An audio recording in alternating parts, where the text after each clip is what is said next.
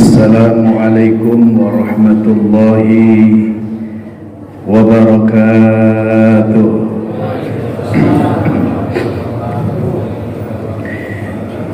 Bismillahirrahmanirrahim. Alhamdulillahi rabbil alamin. Wassalatu wassalamu ala asyrafil anbiya'i wal mursalin Sayyidina wa maulana Muhammadin wa ala alihi wa ashabihi ajma'in, amma ba'du. Subhanaka la ilma lana illa ma 'allamtana innaka antal alimul hakim. Rabbi israh li sadri wa yassir li amri wahlul 'uqdatam min lisani yafqahu qawli.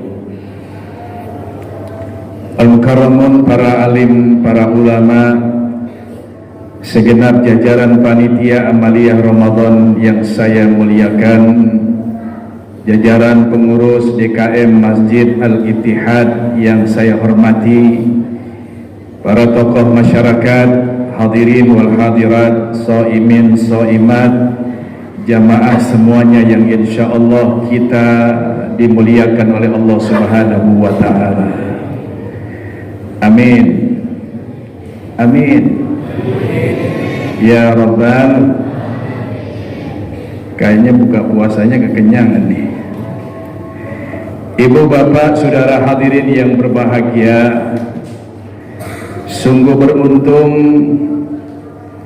Allah Subhanahu wa ta'ala jadikan kita umat Nabi Muhammad yang Allah banyak berikan kepada kita anugerah yang sangat begitu besar, yang salah satunya adalah Allah berikan Ramadan kepada kita.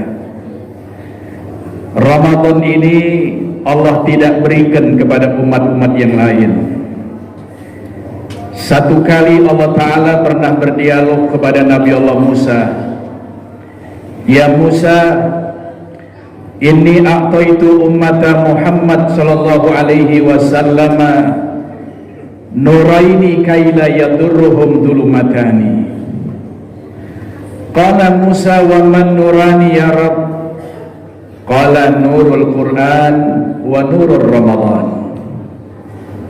Qala wa ma dulumatani ya Rabb? Qala Allahu azza wa jalla dhulmatul qabri wa dhulmatul yaumil qiyamah. Allah Ta'ala pernah berfirman kepada Nabi Musa, wahai Musa, aku akan berikan dua cahaya untuk menerangi dua kegelapan kepada umat Nabi Muhammad yang tidak aku berikan kepada umat-umat yang lain. Lantas Nabi Musa bertanya, apa dua cahaya yang kau berikan hanya untuk umat Nabi Muhammad itu, wahai Allah? Kemudian Allah menjawab, cahaya Quran dan cahaya Ramadan. Nabi Musa bertanya lagi, wa madzulumatani ya Rabb? Dan apa dua kegelapan yang bakal dialami oleh umat Nabi Muhammad yang diterangin oleh cahaya Quran dan Ramadan? Allah Ta'ala kemudian menjawab, gelapnya alam kubur dan gelapnya hari kiamat.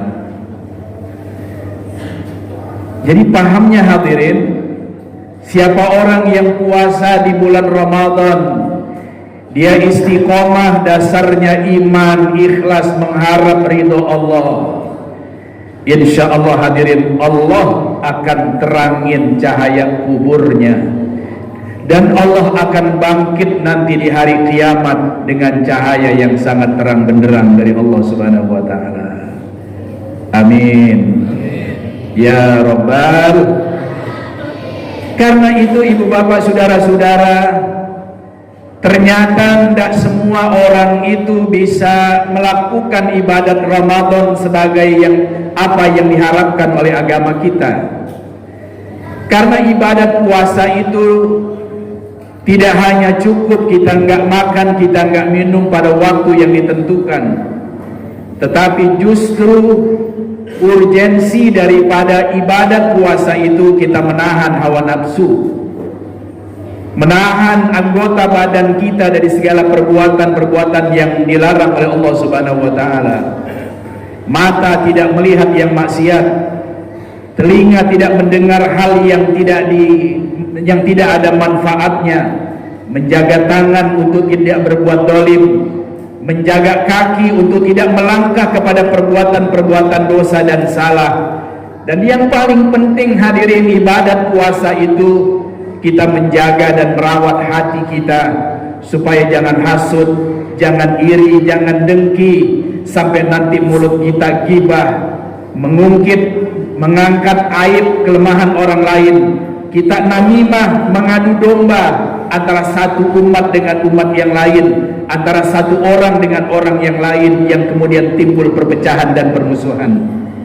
Jadi itu esensi daripada ibadat Ramadan yang mestinya kita lakukan. Tetapi Nabi sudah mensinyalir 14 abad yang lalu, yang tadi katakan, kam min shaimin laisa lahu min siyamihi illa al-ju' wal atas. Enggak sedih berapa banyak kata Nabi Muhammad orang yang nampaknya dia berpuasa, sesungguhnya dia tidak berpuasa. Yang dia dapetin hanya lapar dan dahaga saja.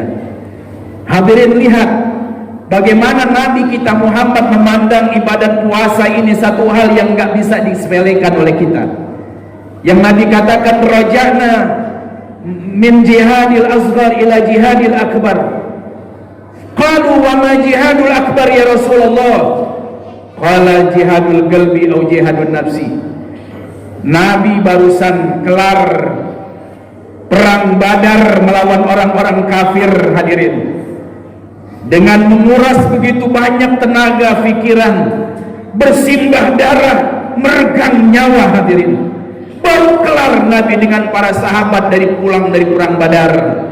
Tapi Nabi mengatakan di depan para sahabat, kita baru selesai melaksanakan perang kecil menuju perang yang sangat besar.